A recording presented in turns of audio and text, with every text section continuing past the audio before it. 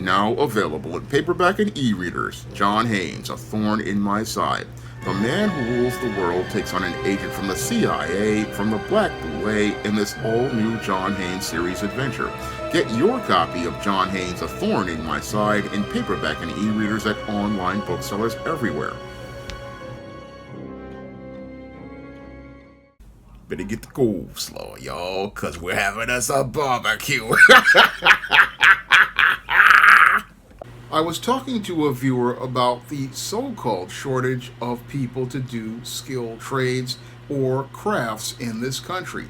Now, the viewer sent me an email telling me about a woman who wanted to get a chair reupholstered, but she couldn't find anyone who does that type of work anymore. Now, the viewer tells me that back in the 1980s and 1990s, he was going out looking for jobs in cabinet making and all sorts of crafts and was basically turned away from these jobs. And what happened was, since he was turned away from these jobs, this is one of the reasons why we have this type of shortage. And I had to agree with the viewer because I myself, as a black man, was out here looking for work like that back in the day. Unfortunately, what we would run into is a lot of resistance from many of these baby boomers, silent generation, and greatest generation individuals who would basically look to turn any black person away who wanted to learn about a skilled trade or a craft. No, they would rather let their business go out of business or go bankrupt rather than see a black man learn that trade or that craft.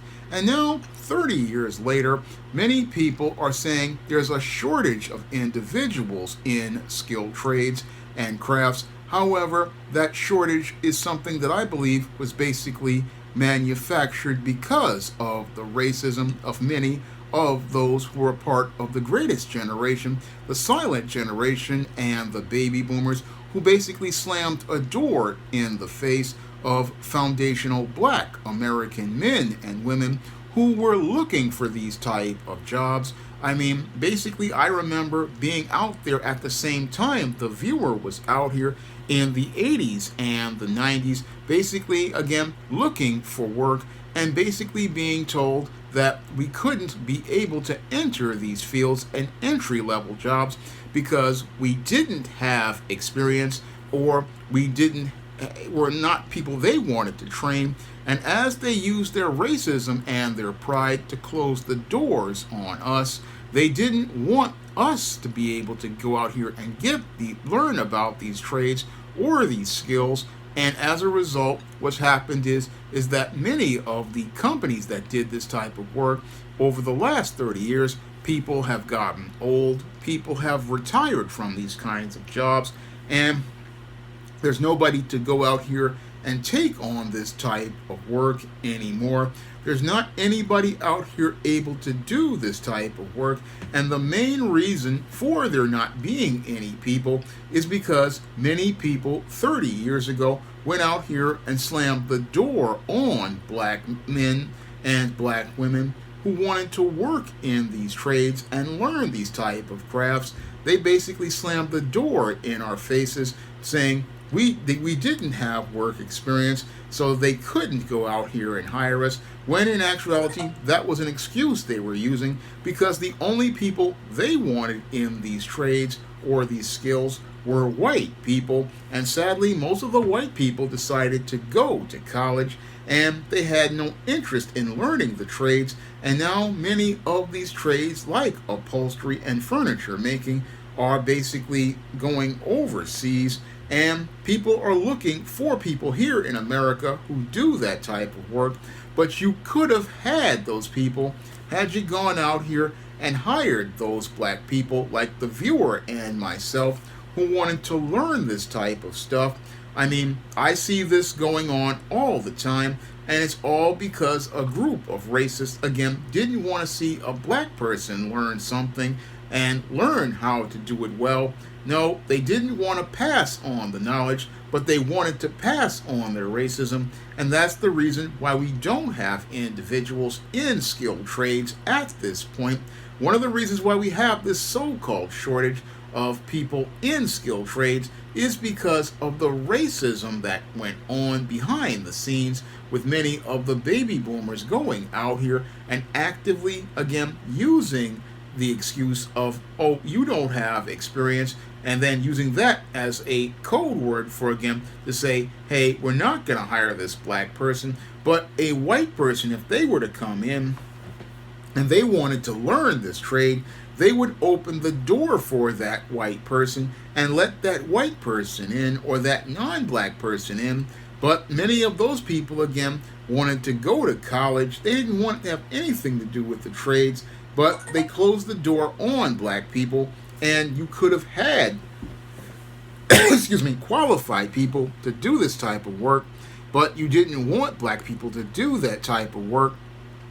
And that's why you have this shortage in as related to mechanics, upholsterers, and cabinet makers and furniture makers. You have this shortage because you didn't want black people to have anything, and now you have nobody to do the work that needs to be done. And again, that's all because racists want to, again, in the short term, get back at black people, looking to deny them an opportunity to be able to make a living. Now there's nobody to make anything at all. And again, it shows you how destructive racism is to an entire field.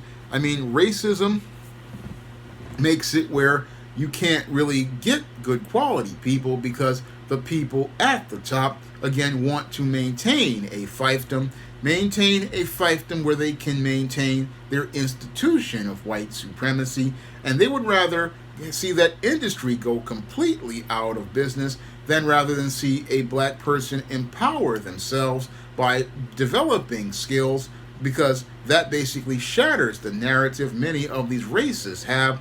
If they see a black person working and having skills as related to something, that shatters their narratives that they have been pushing since the antebellum South about black people being lazy, black people being incompetent, black people being incapable of doing anything.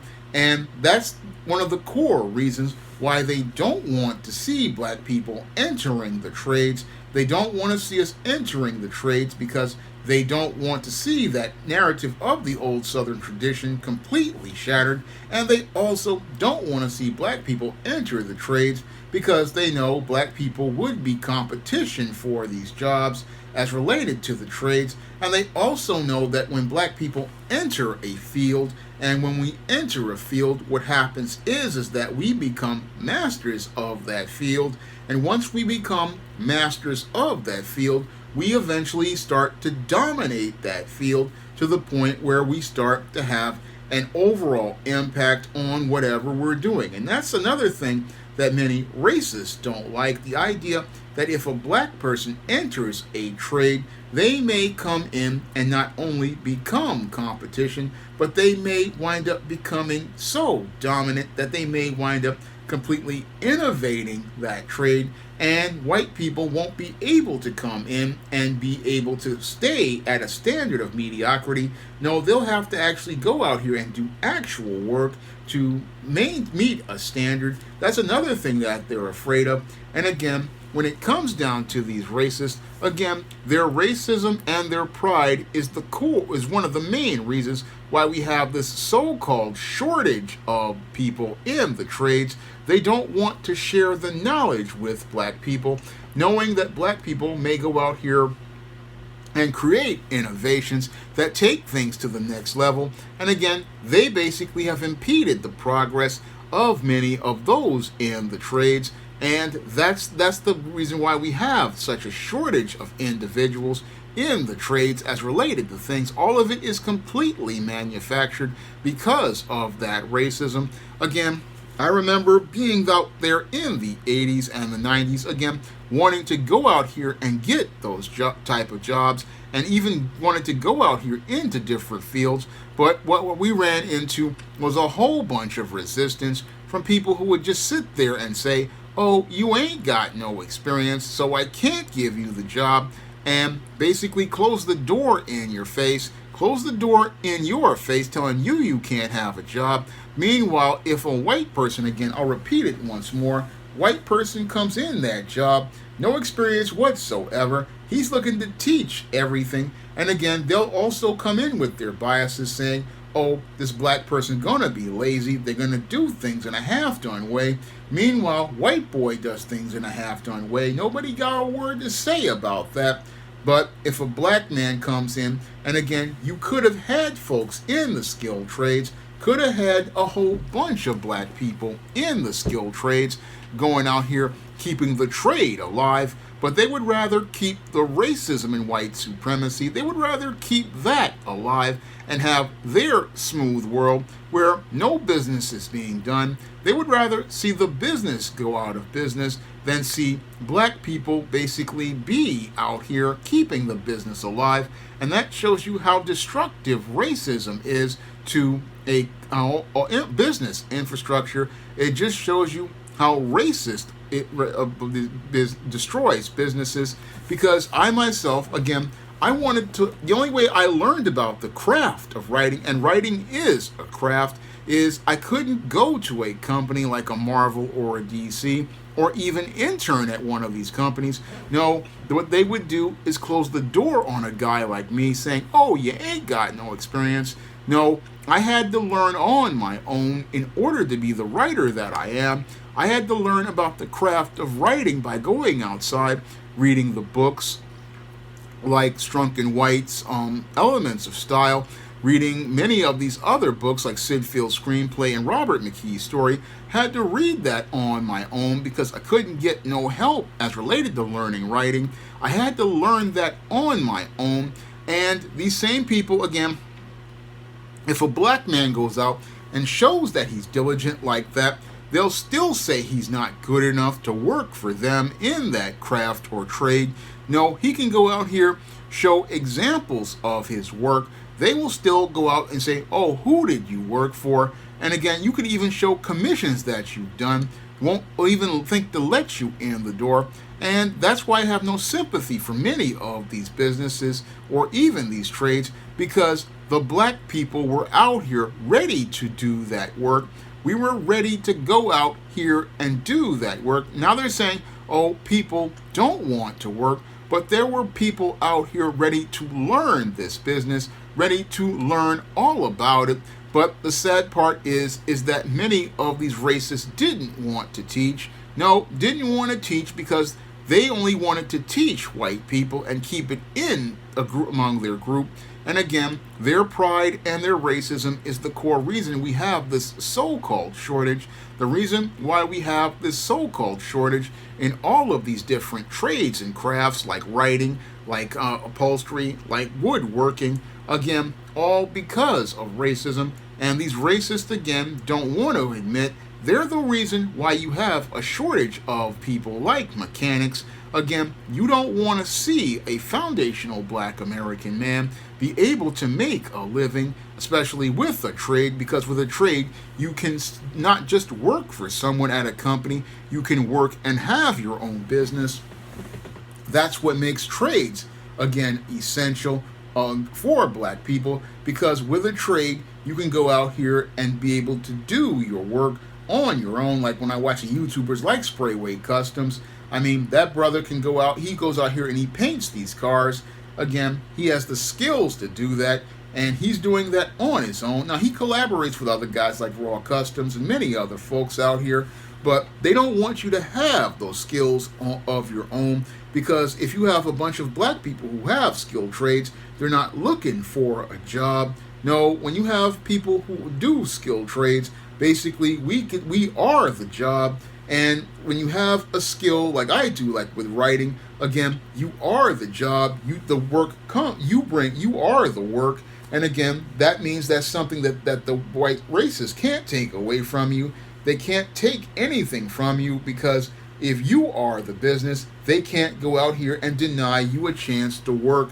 And that's why they don't want to teach skilled trades. They don't want to teach trades. They don't want to teach crafts. No, they don't want to teach black people those things, because having trades and crafts means that you have power. You have power to control your ability to make a living. And that's the thing that upsets many of these folks who want to just see black people looking to beg for their daily bread. at some little crap piece of job. That's what they want to see, black people begging for their daily bread. And that's what they want to see out here again. And that's why they look to deny us those opportunities to be able to make a living. They look to deny us those opportunities to make a living because they want to maintain power over black people. But all of that's backfiring because now we have this so-called shortage of people in skilled trades. And the reason why you have this shortage is due to your own racism, because you didn't want to see black people have power. But the whole thing is that you've basically taken away an ability of people to be able to get the basic services that they need.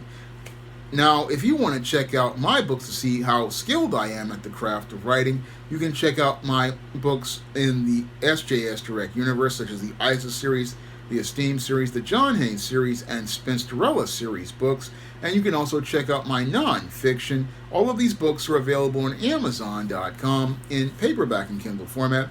And they're also available at other online booksellers like Draft Digital, Google Play, Barnes & Noble, and big box retailers like Walmart and Target. And if you'd like to see me make more videos talking about business, you can drop a donation to the Patreon, the PayPal, or the Cash App by clicking the link in the description box. That's all I have to say for this video. You can comment, rate, and subscribe. Now available in paperback and e-readers, Esteemed Season of the Witch Girl. The aspiring angel takes on a wicked teenage witch in this action-packed, all-new Esteemed series adventure. Pick up your copy of Esteemed Season of the Witch Girl in paperback and e-readers at online booksellers today. Now available in paperback and e-readers, Spinsterella Goth Girl Summer. Take a trip into the macabre world of goth modeling in the new millennium in this spooktacular Spinsterella story. Pick up your copy of Spinsterella Goth Girl Summer in paperback and e-readers at Amazon.com and online booksellers everywhere. Now available for the first time in paperback. Stop Simping in the Workplace. Men, learn what you need to know in order to protect your job from workplace predators with Stop Simping in the Workplace. Available in paperback at online booksellers everywhere. Support black-owned and black-operated digital broadcast media. www.niceradionetwork.com. Nice Radio Network, broadcasting 24 hours a day, 7 days a week.